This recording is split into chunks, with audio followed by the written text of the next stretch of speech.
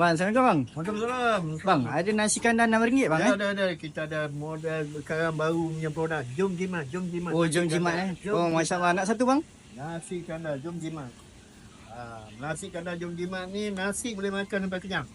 Nasi makan sampai kenyang. Sampai kenyang. Banyak tu bang. Pinggan pun tak apa. Masya-Allah. 2-3 pinggan makan. Lepas tu kita bagi kuah campur. Kuah campur bang Kuah campur. Kuah campur. Ni orang Melayu punya lagi.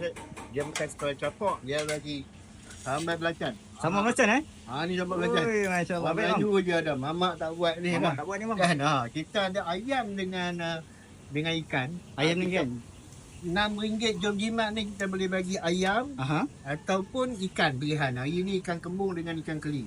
Okey. Tak kisah bang mana-mana bang. Mana-mana boleh pilih. Boleh pilih. Boleh bang. Ini bang. Okey, boleh bang. Ini lepas tu kita bagi sayur. Sayur. Ayam dah habis bang Sayur bang aku ini dah. Dahsyat dah ni. Dah bagi sayur. Dah tu kita bagi lagi ni. Kuah pedom lagi. Siap apa benda bang Dengan kuah pedom lagi. Ya, baik bang. Pedom. Lepas tu ayak pun cuma.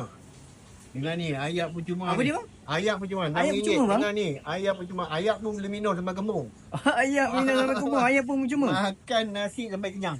Makan set macam ni RM6 bang. RM6 ini macam ni.